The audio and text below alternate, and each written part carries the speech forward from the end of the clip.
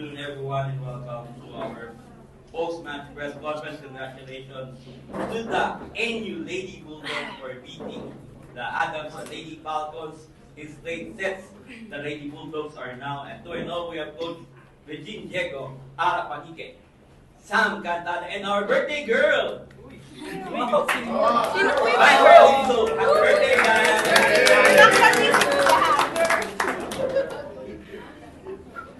Congratulations, Miss Quickly. Congratulations, first and third set, very close set. So what can you say about sa grit na pinakita ng mga girls to score the second game? Siyempre, I'm very proud of them and I'm very happy na we took those sets. Even though nahirapan kami, I think it's one way for us to learn more and we have to gel more because, we're not new to this, but we have to gel pa more kasi this is a kind of new team. So, just have to stay humble and continue to learn. Yun lang. Thank you. Lara, you have a good game today. Wala pa akong stats, pero you have a good game today. Sorry man, sabi mo na yun nga, nanalo kayo ulit. Sobrang saya po kasi makikita naman po sa isa't isa sa amin na nilalaban po talaga kahit nung third set na slow down po kami pero still masaya po kami kasi nakuha po namin. Thank you. Okay, Sam. Second game sa UAAP sa college. So, do you think na ipagpag mo na yung pressure, especially yung nga, ang ganda ng pinakita mo nung first match? Yes po. And mas kumpiyansa na din po, lalo na pagdating po sa crucial game po. Mas nalalaban ko po siya. Nawawala na po yung bigat po sa dibdib po kahit habang nasa service area po. Yun. Thank you to the birthday girl. So, the birthday sa win. So, ano masasabi mo na 2 games so far? Maganda yung simula, maganda yung tinakak ng team mo so far. I'm very happy lang kasi maganda yung nagiging pace namin sa game and hopefully magtuloy-tuloy lang na consistent yung galaw namin. Okay, thank you. The floor is open for questions. Yun nga second game mo against your high school teammates. Can you talk about lang din yung pakiramdaman yung naging mindset mo going up against them? Actually po, wala na pong emotions. Ay, maiiyak ka. Hindi wala na pong emotions. Okay naman na po din talaga kami na po shooting po. Okay naman na po. And syempre hindi na po para isali. Game is game po. Labas na yung mga ganun. Yun po. Para sa ilang bigger role para sa this year, paano mo lang tinatake yung opportunity, in-embrace yung bagong role sa next year? Siguro po hindi ko na lang po iniisip yung pressure. Mas binibigay ko na lang po yung kailangan kong ibigay na sa game. And yung kung paano po kami maging isa sa team. Ganun po.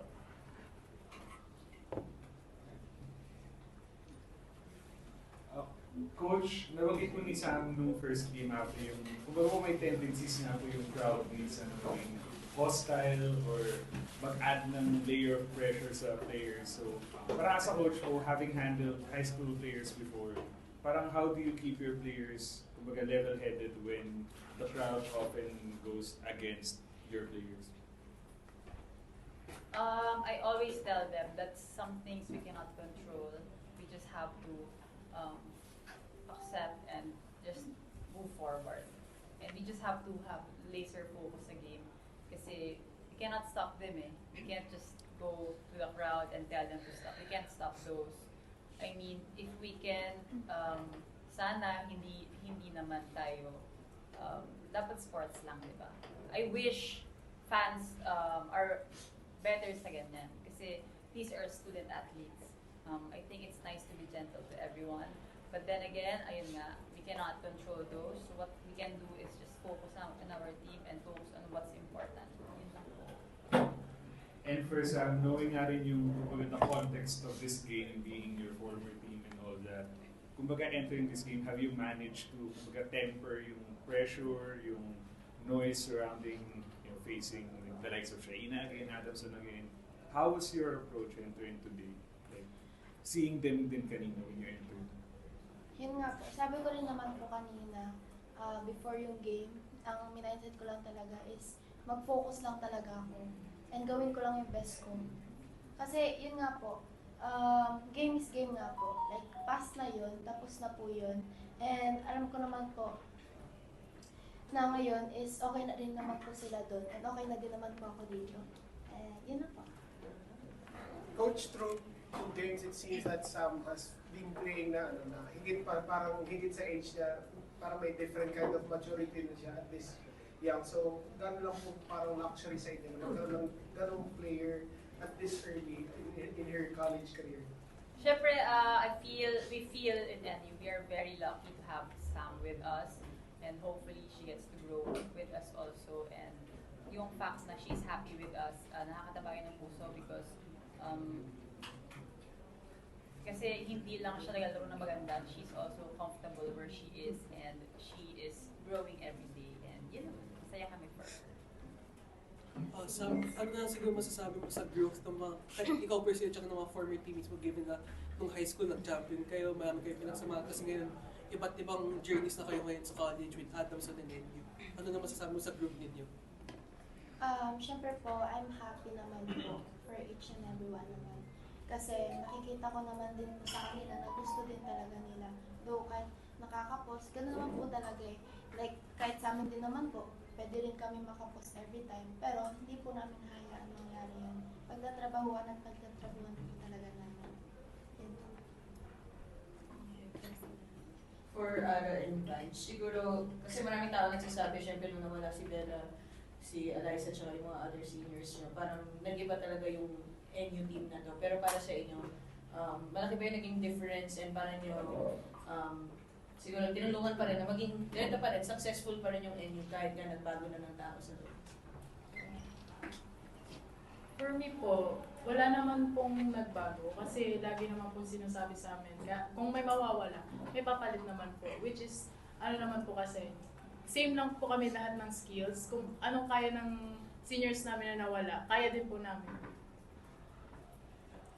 Yeah, for me din is talagang merong nawala kasi iba yung impact nila sa team namin eh. Pero ngayon kasi nakikita ko din sa team namin is kaya namin din kung ano yung naiwan nila na dynasty. So kaya din namin bumuo kami ng team namin na ganun. And also, happy lang din kasi kami kasi yung seniors na graduate na is madami kaming natutunan talaga sa kanila. Especially sa kanila Ate Belle, Ate Alay, and also Ate Erin and Ate Sheena. Coach, 2 games in, si Abe yung nagsa-start. Si Lams yung parang panapos mo.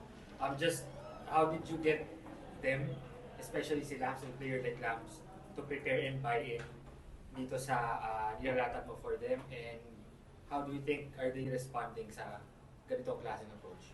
Well, I'm very lucky to have 2 very talented players, of course. But I make sure that they get to play according kung sino yung kailangan ng team, kung ano yung kaya ibigay ng team.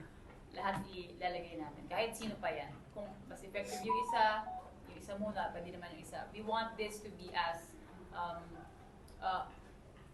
panalo ng isa, panalo ng lahat. As long as effective yung nangyayari, bakit tayo mag-change? And I know naman na whatever happens, everyone is ready para mag-help sa team. Just in case someone is off, kaya naman ng iba.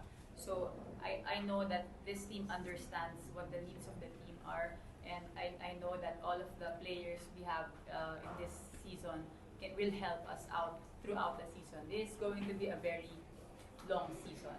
So there are going to be transitions with players coming in and out of the bench, and we just trust whoever is going in. Kung talagang sila muna, everybody's going to support because we are trying to let them understand that we should clap for others when it is not our time yet. Ganun lang kami. So we try to support each other whatever we can and give our best when it's our time. Yun lang. Thank you. 3 matches in 6 days. Your next game is FPU. So how's yung fitness ng team based sa pinakita nyo sa first games? Maganda. So what can you say? Syempre management talaga siya. This is not just a challenge for me, but of course it's a challenge for all of the teams in the UAE. So, we just prepared and yung mindset talaga namin is, ito na talaga yung nangyayari, we cannot do anything about this, but manage our stress, manage our recovery, because recovery is also equivalent to training. So, that and also, we have to practice din yung pag-scout sa kalaban and just do kung ano yung best din namin on Saturday. Yan lang. And to the birthday girl. So, yun nga. Yung, syempre, ba, ito nga, yung umpisa ng season nyo, sa loob ng less than 1 na matches. So, yung nga sabi ni Coach, di ma-manage nyo naman. So, what can you say? Yun nga is more on recovery dapat talaga kami kasi alam din namin na sunod-sunod talaga yung games namin na mabibigat and 2 days lang yung gap. So, I think after din naman ito is makapag-recover lang and game ulit ng Saturday. Alright, congratulations! Yay!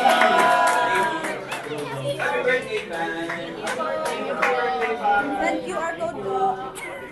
Secure.